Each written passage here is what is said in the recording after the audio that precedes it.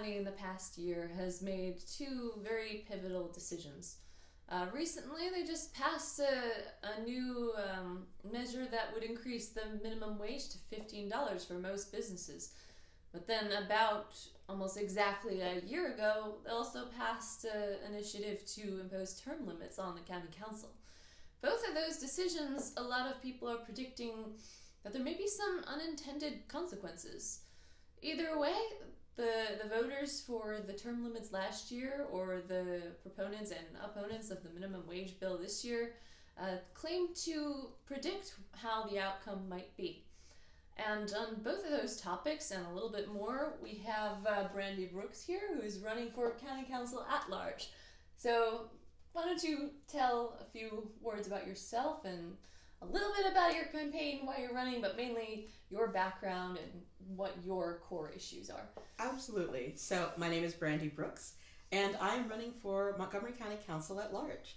I live in Wheaton, Maryland, and my background is as a social justice activist and organizer who's been working a lot in areas of environmental justice, land use planning and development, and healthy food and food systems. And I decided to run because in all of those areas, what I work on the most is engagement of the community in deciding how these policies, how these institutions that shape our lives, how they should function, what they should do, what the rules and the guidelines should be. And so I want to bring that same organizing and community engagement focus to my time as a council member for Montgomery County. Yeah, and that's great. And you're one of a lot of people who have recently filed. As of today, there are officially 29 of us. So it's a big race. It's an unprecedented race, really, I think, in terms of what's happening here in Montgomery County. And I think when we talk about term limits a bit, we'll get into more of how that's factored into shaping what we're seeing this year in the council races. Yeah, certainly. We'll get to that in the second half, but the kind of running theme in that is, based on what you read and who you listen to, specific names we'll bring up later, but it seems like a lot of the proponents of term limits had a certain ideology in mind, or a certain trend in mind that they were hoping the council was going, and that kind of carries on to a lot of the more hot button issues around the area. Yeah. A lot of people seem to think that this is exactly going to happen, and the debate is a lot about kind of unintended consequences and things that are hard to predict. Yeah. And so in your campaign, I know it's, first of all, is this the first time you run for office? It is. I've been involved, again, in kind of community activism and advocacy work. I've served as an appointed member on government policies, bodies, and like the zoning board in the places where I've lived before. But this is the first time that I'm running for public office, for elected office. And it's a wild new experience. I've had friends run for office before at a bunch of different levels, and starting this year I have a whole new layer of admiration for them, because it's hard to describe what it's like being a candidate. It's just tough to explain all these little weird things that you suddenly learn, what a universe is besides all the stars and the planets. And yeah, just a lot of practices and tools that you get familiar with very quickly the first time that you're running. Yeah, it also seems like this schedule that's impossible to keep up with. It's a lot.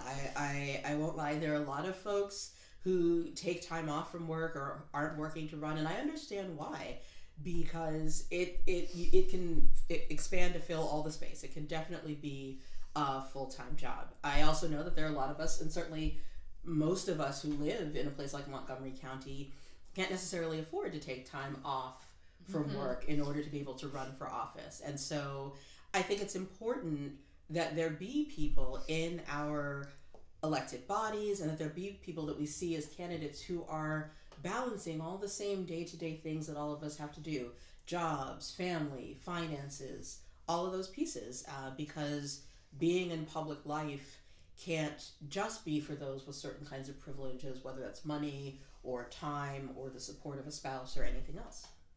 Right. And it's just coming on to the theme of how things can be so unpredictable. I mean, I know people are running for office, and it seems like they can't even, they'll have a full schedule and they can't even really plan if they can go to everything, or if they can, where they have open time slots, because unexpected things happen. I have a friend running in Chevy Chase, and she'll have to go to a town meeting, and someone will take the floor and sort of their version of a filibuster, and it'll go for hours. Yeah. Have you experiences like that?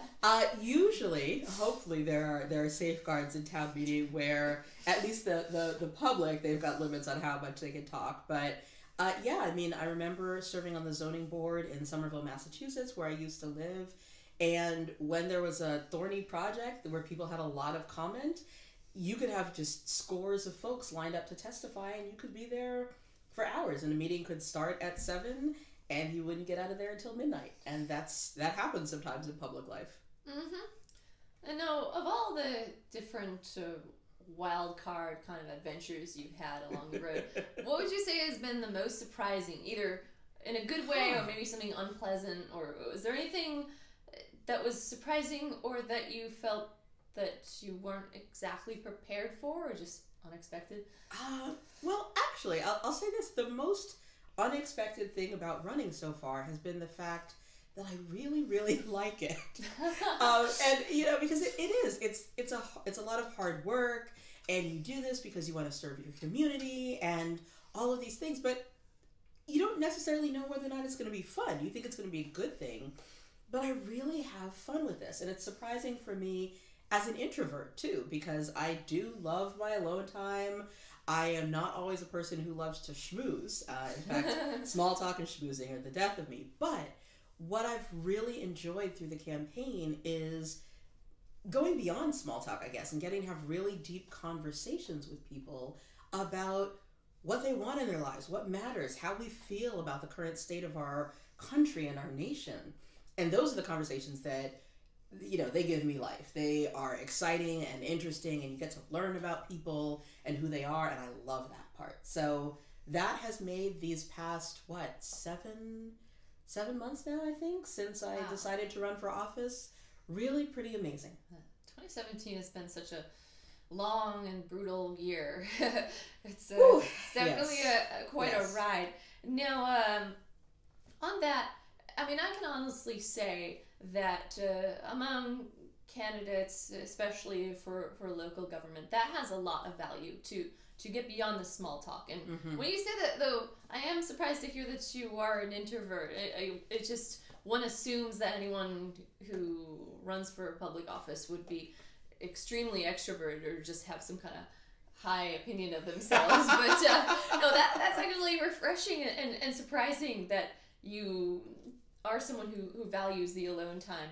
But also, I'm not going to name names off the bat, but I've encountered some candidates for council or executive who seem to have a lot of platitudes and make a lot of repeated small talk. And then there are others that we just dive deep into issues that really matter, even some things that may seem kind of strange and weird, but that's what we remember. And when we're at the at the ballot box, those conversations are what we're going to remember. I think that's so true. And we live in this age of sound bites and tweets and craziness, and sometimes those can be funny or fun, but when it comes to making decisions about who we're going to be as a community and how we're going to operate, we've got to go deeper than that with one another. And I think actually we're kind of hungry to go deeper than that. I think we're human beings, we're built for relationship.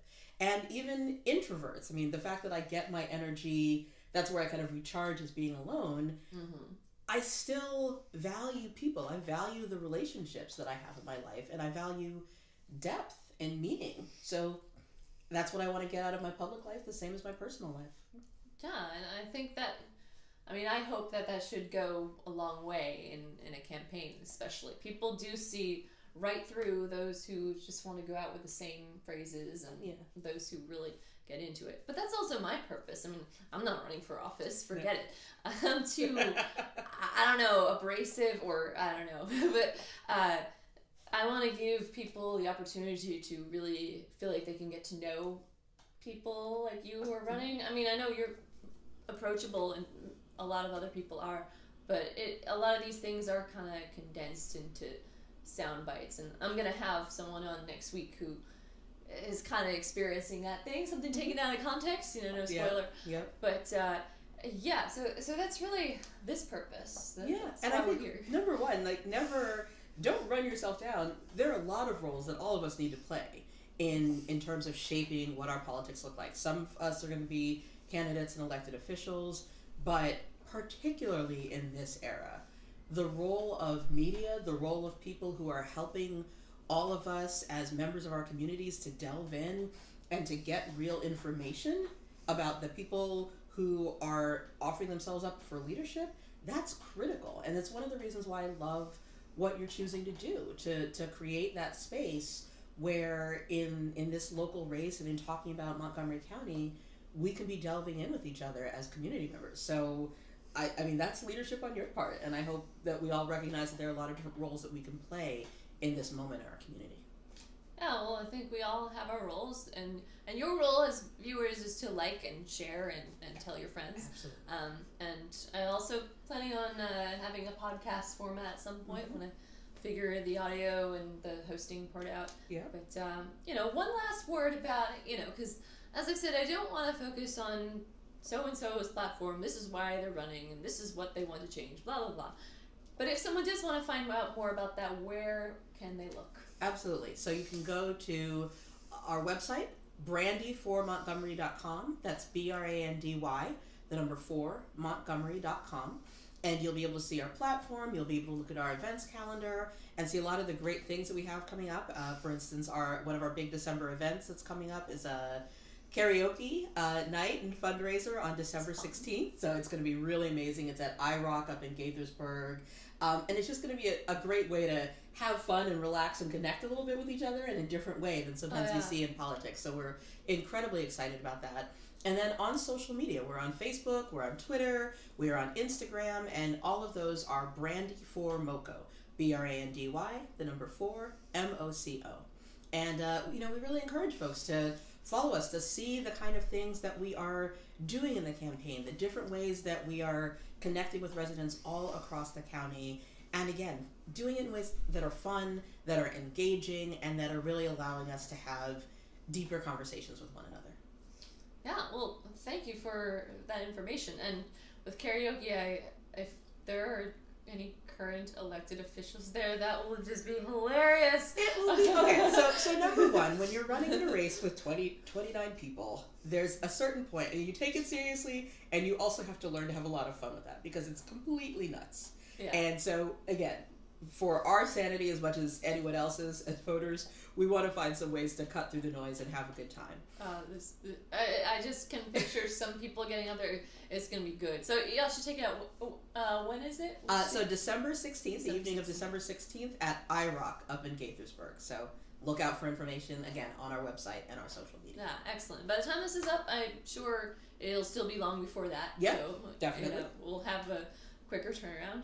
And so, I bring you on here tonight to discuss a relatively current hot button issue, the minimum wage bill that was recently passed. Yep. It might not be exactly what that was associated with progressive Maryland and the strongest advocates for the bill would have wanted, but most kind of arrived at the conclusion that it was a pretty fair compromise, or at least a start. But I also want to dig kind of deeper into some of the ways that people on the ground can advocate for the bill, because the first thing you hear, and first of all, Montgomery County I found is rather unique in that a lot of people who oppose this bill are not really going to do so for the same kind of libertarian arguments. It's more about the unintended consequences. Yep. They'll argue, well, small businesses are going to struggle, and then you're going to get your Walmarts and your Starbucks and Targets and all the big corporations to replace them. And basically, the strongest critics are saying that it may hurt those that it's intended to help. Likewise, a lot of people say that it'll put more money into the economy as working class people would be able to have more disposable income. Yeah. So you testified at the hearing, one of them.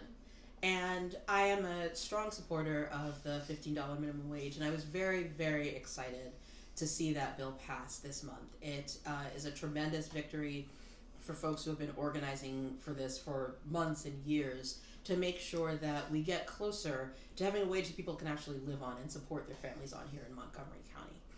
And I think the challenge and the frustration that I've always had with the debate here in Montgomery County has been that it's trying to basically pit workers against small business owners and say you can't serve one of these without harming the other.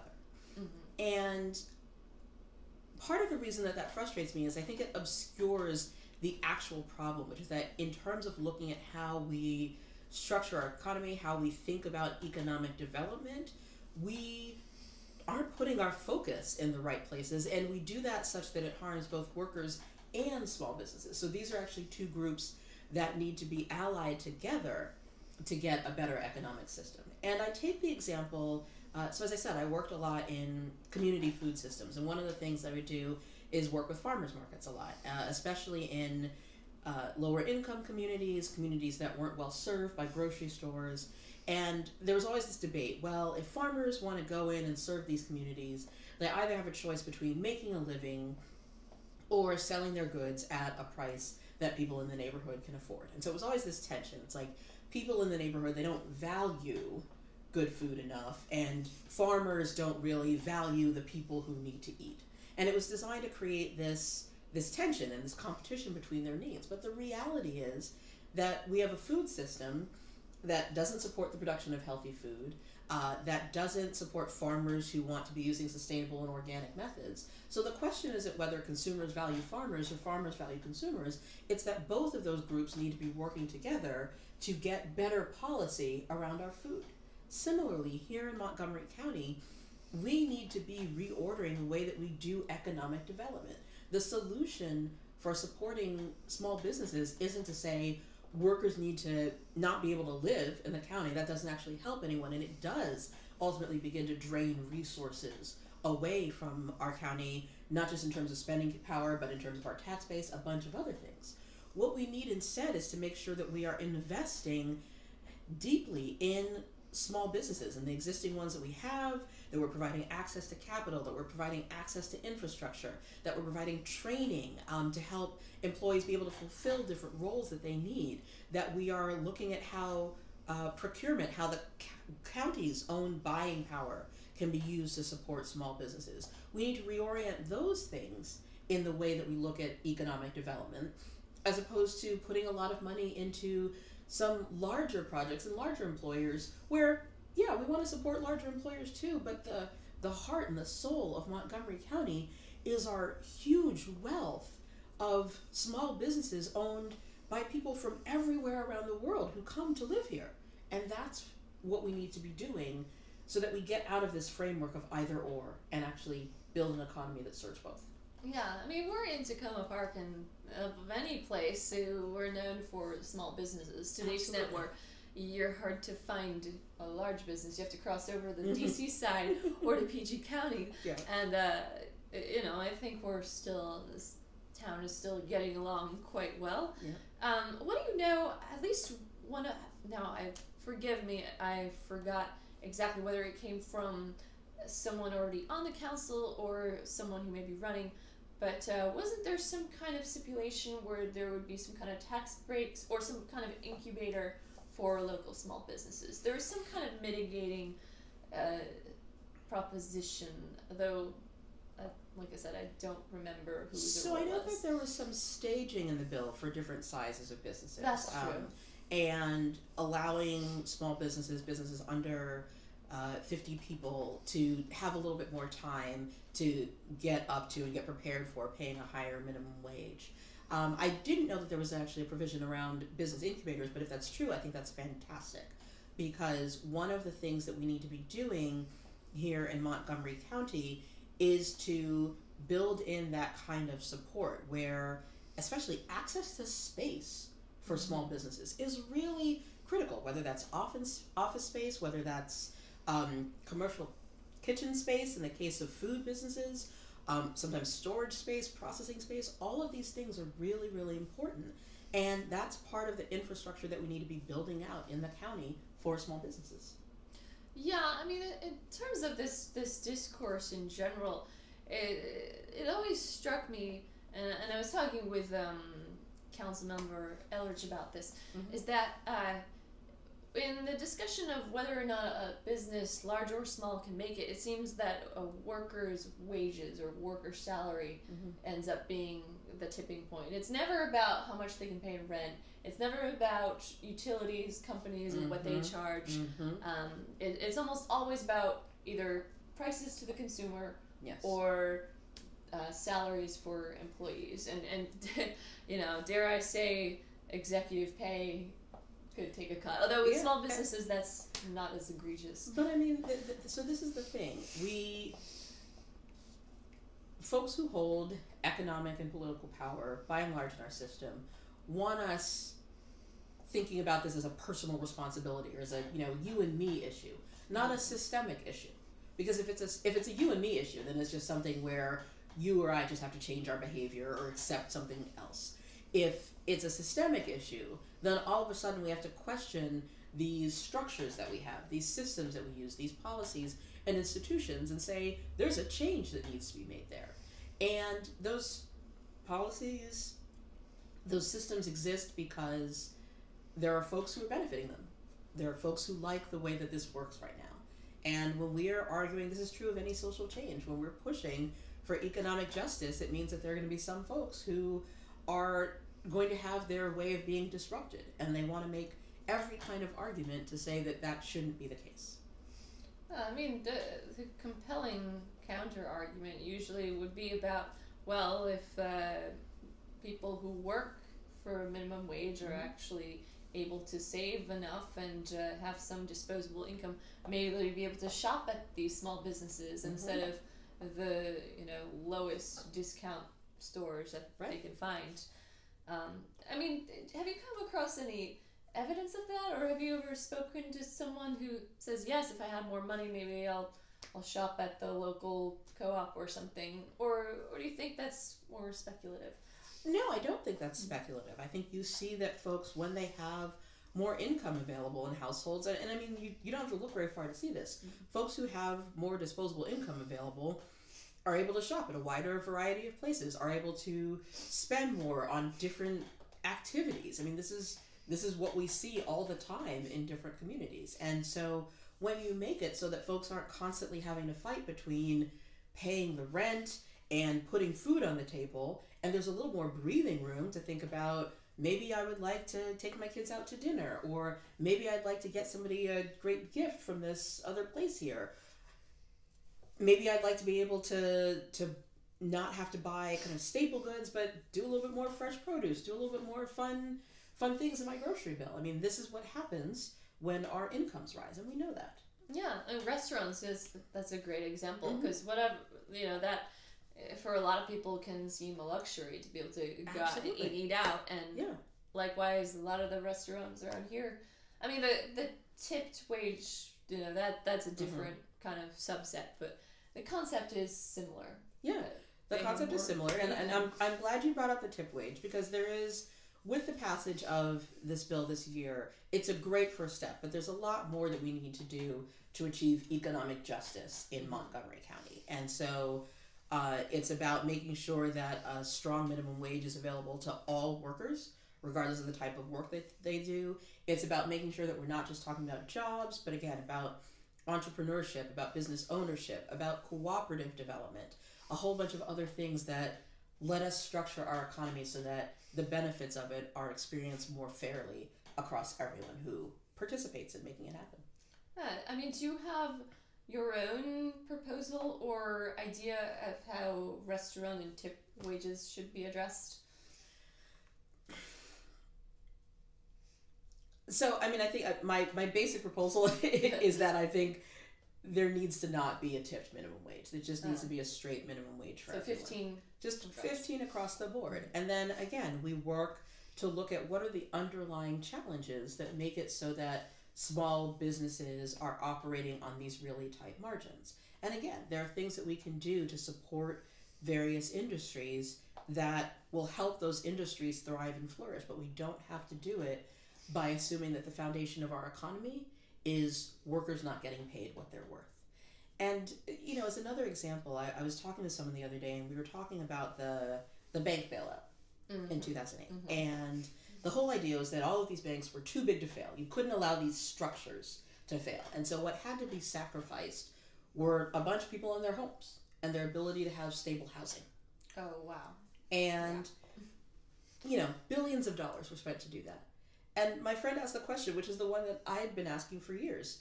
Why wouldn't we have taken that same billions of dollars and given them to people who were experiencing these challenges with their mortgages so that they could get caught up, that they could pay, and they could still be in the housing market? You still have money flowing to banks, but then you also don't have to sacrifice people being able to have stable housing.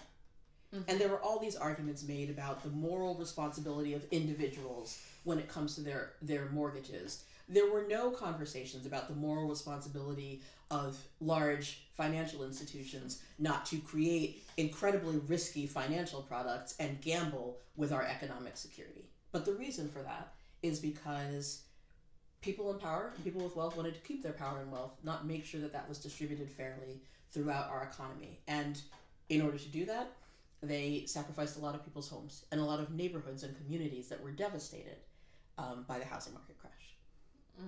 I mean, isn't that what they say? Privatize the gains and socialize the losses. I mean, absolutely. It's overstated maybe, but it ends up being true. Right. And I think we need to be willing to think differently about how we share economic benefit fairly in Montgomery County. And lastly, regarding the small businesses, it's just another rebuttal that I often want to put out there. I hear, oh, well, now that we've passed this $15 wage bill, the small businesses are just going to close or they're going to move to Prince George's County or Virginia. Okay, yeah, but it seems that you're probably going to agree, but if a small business is someone's livelihood, they're going to do what it takes to keep it going. If that's their livelihood, are they just going to shut down? And the economic cost to pack up and move everything across the Potomac to Virginia versus maybe increasing by $1 per hour, depending on where they're at right now. This is actually, this is one of the top reasons why instead of chasing large corporations that kind of go around looking for a home, like, Amazon with its second headquarters, instead of chasing Amazon, which can very clearly pick and choose where it wants to be, we could be investing in people who aren't just growing their businesses here, they're growing their families here, their social relationships here. People who start businesses in Montgomery County are invested on multiple levels, and they're doing that, honestly, often at a much higher risk to themselves. So yeah, people aren't just saying, oh, well, this got a little bit more challenging, so I'm going to pack up and move across the river. This is, I just don't think that's a reasonable expectation for most of our small businesses. Some certainly can, some may choose to, but the rest of our businesses need support in how to stay here because they want to stay here. And they're not looking to play, like who's going to hand me money first across a bunch of jurisdictions in our region. Yeah. So this, if this is they had just that choice, ridiculous. they wouldn't really be the small business that the people making these arguments has in mind. Right. And so how do we help small businesses grow into mid-sized businesses, and then maybe even into larger businesses that continue to have their roots here in Montgomery County? This is what we're looking to do. Exactly. Well, we're going to take a quick break, and when we come back, we're going to discuss more about the Montgomery County term limits and where we stand a year after that was passed. Yep. And we're back. Welcome back this evening to the MoCo Millennial with Brandy Brooks, candidate for County Council at-Large from Wheaton. Right? From Wheaton, absolutely. Yeah. I think I had you as Silver Spring, but then there's so many different places that call itself technically Silver Spring, but not really. Yeah, well, so Silver Spring is kind of weird because there's downtown Silver Spring, which is what most people think of as Silver Spring. but also most of the unincorporated areas in Montgomery County, at least on sort of the south and east side, are also called Silver Spring. So it becomes a lot easier just to talk about Wheaton, Olney, like all these other different components, because Silver Spring could mean anywhere between here and 15 miles away. Like Leisure World. Exactly. Well, if someone at Leisure World is watching the MoCo Millennial, that's awesome. Yes. Sure. So this is the great thing about being at large, is that I get to discover all these different parts of the county. So I get to go up to Leisure World, I get to go out to Poolsville or up to Damascus, up to Burdensville, and kind of go all around discovering that we've got this great big amazing county full of different neighborhoods and communities, full of kind of amazing natural and cultural resources. And I mean, it's a pretty cool place to live and a pretty cool place to represent. Yeah.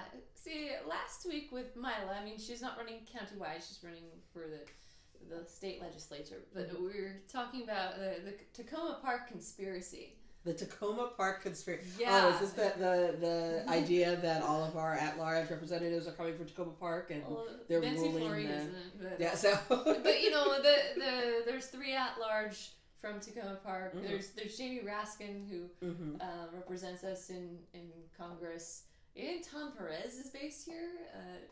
Yep. Someone more establishment. Yep. But so basically Tacoma Park is taking over the world. Wouldn't that be great?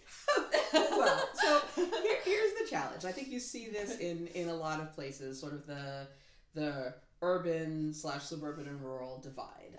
Here it functions as down county and up county. And you see this. I remember even living in Massachusetts, which is a fairly small state, but you still had eastern Massachusetts versus central and western Massachusetts. And I love urban areas. I've lived in urban areas, urban or suburban areas most of my life. And I like living in the city, but I think we have to respect that part of the diversity of Montgomery County is that we have a range of different kinds of communities, and that all of those communities need to feel adequately represented and served by our government, and need to feel that their voices are part of shaping the policy decisions for our county, and that their interests are taken seriously in those discussions. Mm-hmm. And what kind of structure do you think would have that best? I mean, there's different pluses and minuses I've heard about the at-large candidates. First, that they can reach out and represent all people, but then that down county urban areas can have disproportionate sway on things. Right. And I think, the goal of being an at-large legislator is that you do get to know all of the different districts that you represent, and it's about trying to bring some balance. One of the things that can happen if you only have people who represent just their specific district is that it ends up becoming fights between this district needs versus that district's needs. And the advantage of being able to have folks who are also looking at it at large is that they can help to sort of understand how all of these needs can work together, and can play almost a negotiator, a mediator function sometimes between what seem like competing needs, and figure out, okay, since my responsibility is for all of these folks, how do I actually develop solutions that work for all of these folks? So there are ideas being discussed in the county's Charter Review Commission about rebalancing the structure of the council. So, do we need 7 districts and only 2 at-large council members? And I think the at-large council members aren't so much the issue as actually how we vote for our council members. And there's an organization actually based here in Tacoma Park called Fair Vote that my campaign manager, Michelle Whitaker, used to work for. And one of the things that they promote is something called ranked choice voting. Some other people know it's a style kind of similar to instant runoff, but it's this idea that you get to rank the people that you want for office. So you may have a first choice, but you also might be okay with, 2 or 3 other people, and you might really be not okay with some other folks. And you are able to express those preferences better through ranked choice rather than the kind of winner-take-all systems that we have now, which often result in only a small fraction of voters really being represented in their choices. Yeah, And that's a fair point carrying over to the election itself. And we won't go too far into this, but there's a lot of critics that say that so and so who wins a general election, usually a Democrat because MoCo, the people who chose this candidate voted in the Democratic primary, which is closed to registered Democrats, which only turn out those who decide to go and vote in a primary. And when you narrow it down that many times, you have, I think, something like only 10% of the population actually choosing someone in a large role. I mean, I don't know if this is overstated, but no, it's not overstated, and I think it's a huge problem. I'm a firm believer in open primaries because, for exactly that reason, when you have closed primaries, and the Democratic Party nationally made this really interesting assertion in a lawsuit about whether or not the national primaries had been weighted toward candidate Clinton. They basically said that they're a private entity and they can set their rules however they want. And this should be a real concern for those of us who believe in democracy. Because if that's the case, then we need to ensure that the structures that determine who's on our ballot and who can potentially represent us are much more open and can't solely be at the whim of any private organization, Democrat, Republican, what have you. So it's why I'm a supporter of open primaries. It's why I'm a supporter of ranked choice voting, because again, I think it allows us to represent the needs of the population much more. It's why I'm also a supporter of other kinds of voting reforms that really make sure that we are looking at how to adequately and accurately represent the voices of all of our residents, regardless of their party affiliation, income, the neighborhood that they live in, what have you. Yeah, and maybe in turn, more people will actually come out and vote if they feel like their vote is going to mean something more. Absolutely. And this idea of being in a place where your vote doesn't matter. So we're looking at this 29-person Democratic primary for the at-large seats, and to my knowledge, I don't think we've had a single Republican file to run at large. And even if I don't agree with the Republican platform, there was someone who filed in District 2, but yeah, right. But again, looking at the at-large seats, we don't have anyone doing that, and there is a significant portion of our county that affiliates and that identifies as Republican. And I think if we are not developing structures that adequately allow people's voices to be represented, then we create a problem for democracy. Now, about a year ago, Montgomery County passed term limits. Yeah. And passed it by a lot. Yes, I believe it was 70% of folks who voted. Yeah. So, why do you think? I mean, I guess a lot of people you talk to have their own reasons. But if you read comment sections on the internet, first of all, God help you. Second of all, never you read think the comments. It's because it's just that's the advice. It's because everyone wants there to be more Republicans in the council. No, I don't. I mean, again, if that were the case, I don't think you would have seen 70% of Montgomery County, which is still a heavily Democratic. Right. It's about 70% Democratic. Right, exactly. I don't think you would have seen all those folks voting for it if it was just, we need more Republicans. I think it's a combination of things. I think it's folks feeling frustrated, honestly, feeling that they are putting particularly their money, but their time and effort in voters, sometimes their time and effort in being involved and advocating for things with their elected officials, and not seeing the improvement that they want and need in critical systems, whether that's transportation, education, housing policy. And after a while, folks are just going to say, look, something has got to change. I think in the worst possible way, that was part of what fueled the presidential election outcomes last year, as folks, feeling frustrated and, for various reasons, and we don't need to necessarily go into all of that right here. But I think we do need to look at what Montgomery County voters are saying about something in this structure isn't working for me. And not to write that off as people not knowing what they're talking about or not understanding the consequences. There's a reason that folks said, I want to have the ability on the regular to change out who is representing me. And I've lived in a state where you sometimes had legislators who felt that the seat was theirs for life.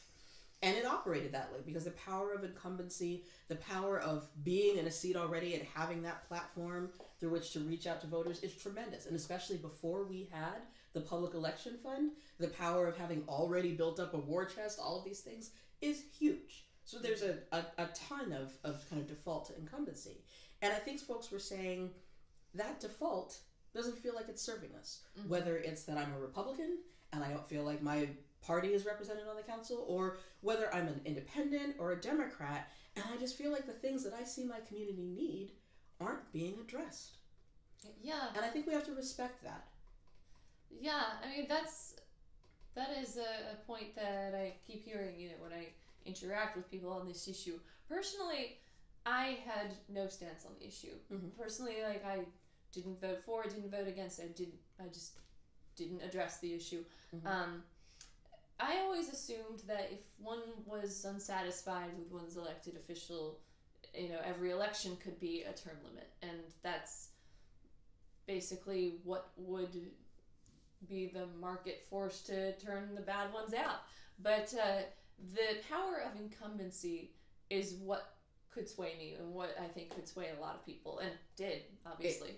And especially paired with the public financing that's now in place. And I think, the same way that we like to talk about market forces in the economy as if there aren't some very clear structures that support the profit and economic well-being of some people over others. We can't talk about it as if elections are somehow just free and open spaces where there aren't other forces at play. Mm-hmm. And we need to recognize that structures matter. This is why the public election fund is so important for Montgomery County, because how we raise money to fund candidates matters in terms of whose voice gets heard. It matters in terms of who has access to run. And we can see that because all of a sudden the combination of public election fund plus term limits combined with the Trump era has produced 29 candidates for 4 seats. Mm-hmm. That says something. It says something about there being a lot of pent-up interest in people running for office who may not have felt that they could for a variety of reasons. And it says that those structures made a huge difference in people's decisions. So we have to pay attention to structures and not just pretend that every choice we go into isn't constrained by things. Yeah, it sort of indirectly relates to what we're talking about economic issues in the first half hour. Yeah. But there do appear to be some outliers. I mean, Jamie Raskin, who I have repeatedly expressed my admiration for. Jamie is great. He kind of did that twice. Beat out, for the state senate, he beat out the longtime incumbent. Yeah. Then for Congress, beat out the people who outspent him. Yeah. But he's the exception to the rule. Absolutely. And there's no taking away from the things that Jamie has accomplished, both as a candidate and then as a legislator. But again, we can't rely on that exception as the basis for how we set up systems. And we see this all the time economically with the, kind of bootstraps theory, the rags to riches theory. Everyone's like, well, there was someone over here who went from being dirt poor to a billionaire CEO, so obviously that means that's accessible to everyone. It's not. And we certainly cannot base our democracy on this imaginary theory that only the best will rise to the top despite obstacles, if we know that there are real barriers around gender, around race, around income and wealth that we know have an active effect on who runs and who wins. Well, Jamie Raskin is real. Jamie Raskin? Yes, Jamie Raskin is real. Sorry. Jamie Raskin, you are a real person, not imaginary. Yes. But on the barriers to entry, that was something we talked about with Milo last week, especially just about the high costs. And public financing does help mitigate that. But I'm just very almost ecstatic about the new faces that we have. I mean, regardless of whether or not I would have been in favor or not of term limits, it's a huge upside. And we have women, we have people of color, we have young people, we have older people, we have people from the private sector, people representing all over the county, all different Absolutely. Sectors, different walks of life. And, two candidates, Ashwani, he's 28 years old. He's younger than me. Yeah. And Chris Wilhelm is 30. Mm-hmm. So millennials can do it, even though we're always about our student loan debt and how we can't afford rent, or, we can't afford anything but avocado toast. Is that what the millennials are eating now? Oh my gosh. I put Obey on my avocado toast. I said that in one of the promotional videos. Oh my goodness. It's actually it's really good. Nice. But anyway, the barrier to entry seems less formidable. Yeah. At least now. Absolutely. And I think, so Chris is using the public financing, Ashwani is not. And so each of them have chosen different paths to this. But again, I think we are seeing something different in that a lot of new folks are feeling like it is our time to be involved, our time to be represented in a different way. I love the fact that I think we now have, it's either 8 or 9 of the 30 candidates for at-large are women. And this is important for our county council. This is important for the state of Maryland, because you look at the county council, and in a county that is more than 50% people of color and at least 50% women, we have a council that is 77% white and 77% male. There's a problem there. And there are structural barriers that are keeping us from having a really strong pool of women candidates who then become women elected officials. You can look at Maryland's congressional delegation and see that it is entirely male in the state of Maryland. This is there's a woman named Cynthia Terrell who lives here in Tacoma Park and runs an organization, a program called Representation 2020, who talks about this, and the statistics are alarming and overwhelming when it comes to gender parity among our elected officials. This holds true in the state legislature, and certainly when you start talking about the combination of gender and race or ethnicity, it becomes even worse. Yeah. If we are truly going to be a place where we value and fully engage and respect all the people who live here, they've got to be represented in our government. Yeah, and for a state that bills itself as progressive. Yeah, these are horrendous statistics that we all should be actively working to change. Yeah, but likewise, I would hope that a woman be qualified and then stand for the issues that matter to me. Like, we could have voted for Kathy Shalega. Mm-hmm. Right, and so I mean, this is always kind of the argument that gets brought up, is that, well, yeah, we want women and people of color, but we have to make sure that they're qualified. Number one, that's an insult to all of the highly qualified women and people of color that I know. And the fact that you may not have a base of extremely wealthy friends isn't the same as you not being qualified. Mm-hmm. The fact that your experience may not necessarily be elite education, but the experience of being a person who has worked here and lived here, raised their family here, and has an important things to say about how our government system should work is not a lack of qualification. So we need to make sure as well that we are not confusing qualification for, again, classism, elitism, racism, sexism. Yeah, well, I mean, exactly. That kind of goes without saying. My point was more, we had a female Republican candidate, mm-hmm. but her issues, in my opinion, probably would have been worse for women. Right. But that's a partisan issue. And I think we can talk about this again. You always want to be careful when referring to the 2016 presidential election, mm-hmm. especially on the Democratic side. But you could have issues with Hillary Clinton as a candidate. You could have issues with her past policy actions. You could have issues with things that she said, and those issues could be real and valid.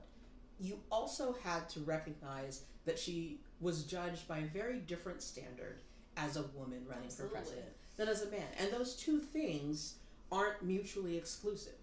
I can appreciate the huge guts that it took for Clinton to choose to run for office, and that it has taken for many women who've run for president before her to choose to do the same, while also saying, I don't know how I feel about this part of her candidate positions.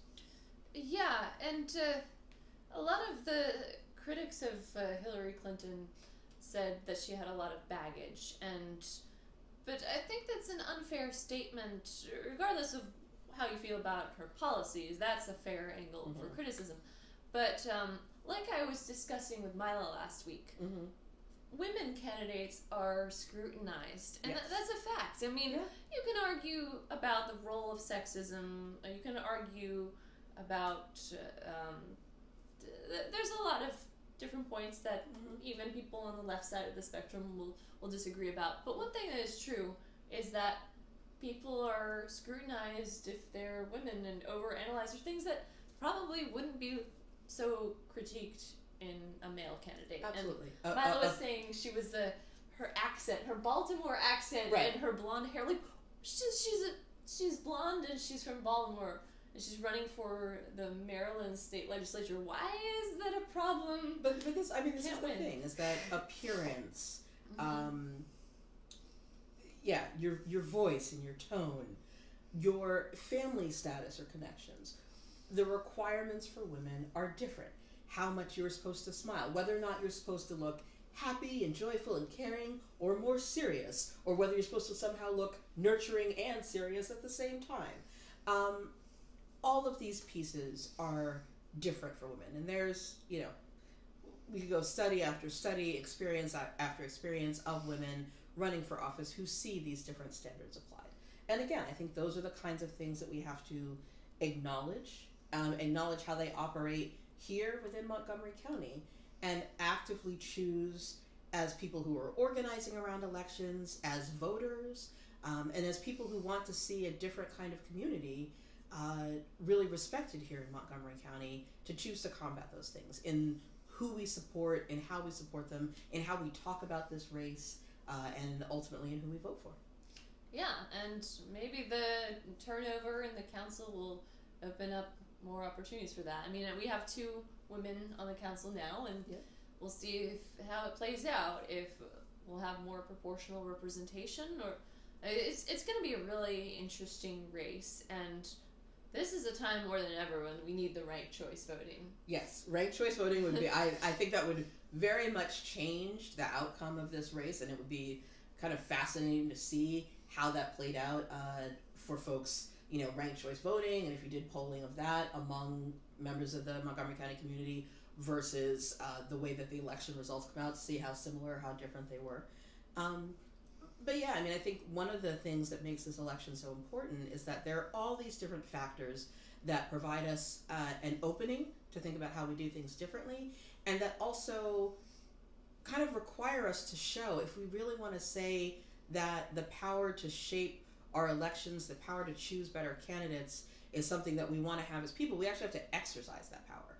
So again, this is where something like the Public Election Fund comes in. It's a great structure, but it's a structure that doesn't mean anything unless Montgomery County residents use it to fund the candidates that they want to support. The idea of a public election fund is lovely, but it's the actual practice of funding candidates through that fund that makes a difference. Yeah, well, they know where to donate, right? Absolutely. brandyformontgomery.com.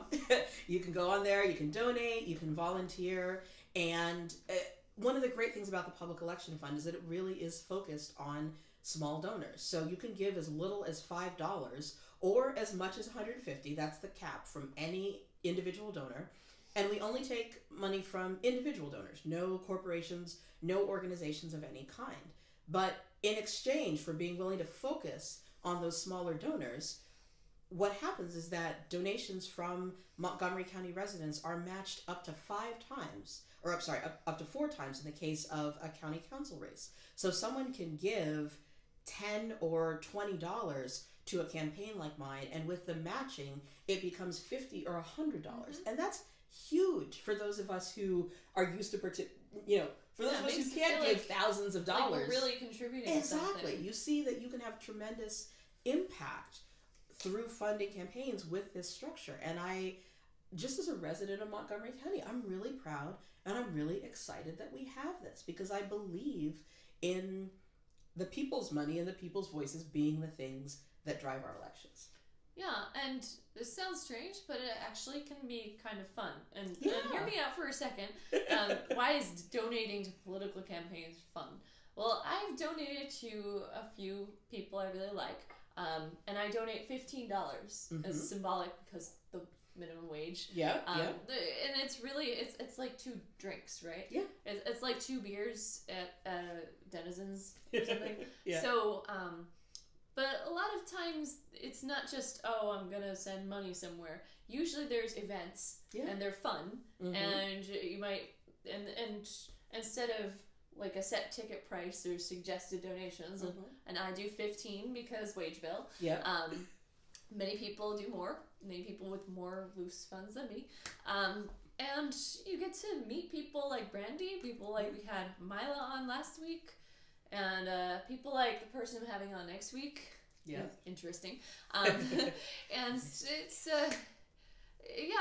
a good opportunity to feel like your vote actually matters, and your contributions actually matter, and that you'll be represented. Yeah. And this is the best thing about local politics. It's why I'm choosing to run locally, is because I love that ability to get to know the people that I'm going to represent as a candidate. I love the fact that as voters, we can have really direct person-to-person interactions and conversations on a regular basis with the people who will represent us. And ultimately, I think it's those relationships that are what make our democracy work, what make our communities work, is the ability to build that. So I love that sense of being able to be a citizen and a member of my communities in this deeper level that's not just every couple of years I go and check off a box, but that I'm in an ongoing relationship and conversation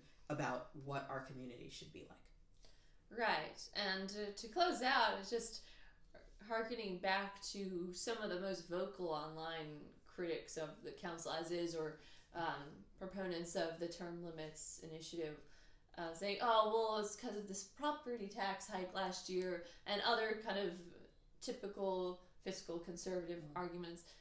I can't predict anything. I never conducted a poll and don't even necessarily trust polls, but from what I hear and the people that I've met, it seems like we may have a more progressive council. I think, and in fact, I hope, and I'm working to help make sure that we do have a more progressive council, because I think it's not just about, I don't want more taxes. I think we live in a community where people understand that if you want public goods, they need to be funded by us, the public.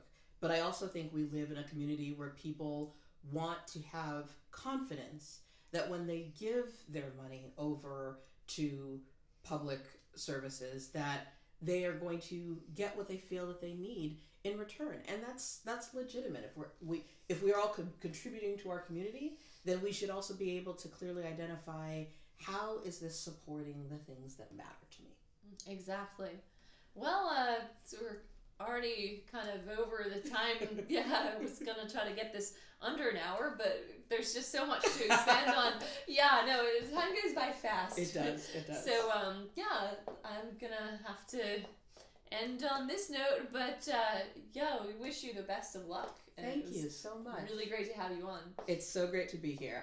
Continue watching the MoCo Millennial, and visit brandyformontgomery.com. Yes, and you should, as I say, like, share, subscribe, everything, and have a great rest of your week.